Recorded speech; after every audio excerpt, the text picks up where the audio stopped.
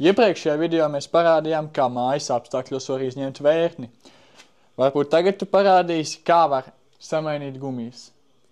Jā, arī mājas apstākļos mēs varam droši samainīt ar pašu divgumijas.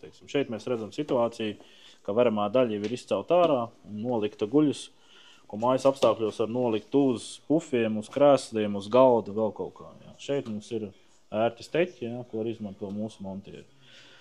Šai gadījumā ir ap 25 gadu vecā reho vērtne un ar iekšā ar tikpat vecu furnitūru. Tas sākums būtu vajadzīgs kas, ja, kad mēs paņemam ar virstīti, izejam apkārt, notīram visus netīrumus, lielumus, kas ir.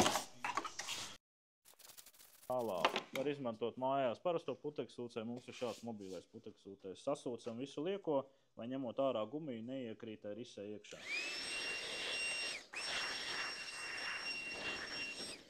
Tālāk, kad tie netīrumi notīrīti, tad varam sākt gumijas ņemšanu ārā.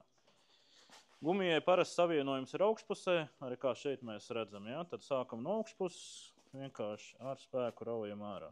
Un šeit parasti savienojums ir ielīmēts, arī pareizi izdarīts, kā ir šeit. Tātad ņemam viņu pa gabaliem ārā.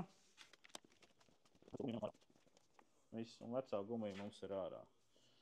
Tālāk vēl vienreiz būtu vērts pāriet ar puteksūcei pāri. Iztīrīt pašu to grobu.